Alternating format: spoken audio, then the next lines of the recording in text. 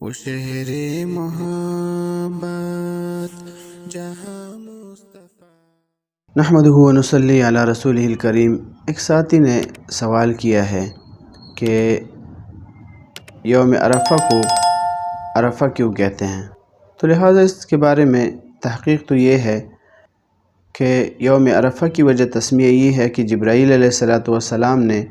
حضرت ابراہیم علیہ السلام کو تمام مناسک حج سکھلائے تھے، اور پھر کہا عرفت فی ای موضع تطوف وفی ای موضع تسعی وفی ای موضع تقف وفی ای موضع تنحر و ترمی، کہ کیا آپ جان گئے ہو کہ کس جگہ پر آپ وقوف کریں گے، کس جگہ پر طواف کریں گے، کس جگہ پر نحر کریں گے اور کس جگہ پر رمی کریں گے۔ فقال عرفت، یعنی ابراہیم علیہ السلام نے فرمایا کہ میں جان گیا ہوں، تو اس کی وجہ سے اس کو یوم عرفہ کہا گیا ہے۔ البنایہ جلد نمبر 4 صفحہ نمبر 211۔ یوم عرفہ کا روزہ مستحب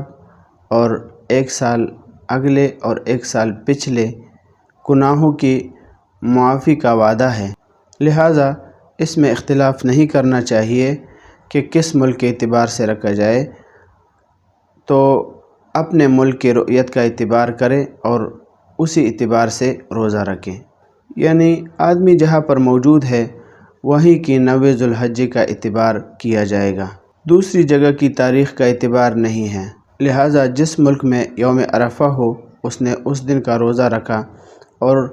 اسی دن کسی دوسرے علاقے میں عید کا دن ہو تو ایسا نہیں کہا جائے، ایسا تعبیر نہیں کیا جائے گا کہ اس نے عید کے دن روزہ رکھا ہے، بلکہ یہ ہوگا کہ اس کا اپنے علاقے کے اعتبار سے 9 ذو الحجہ کو ہی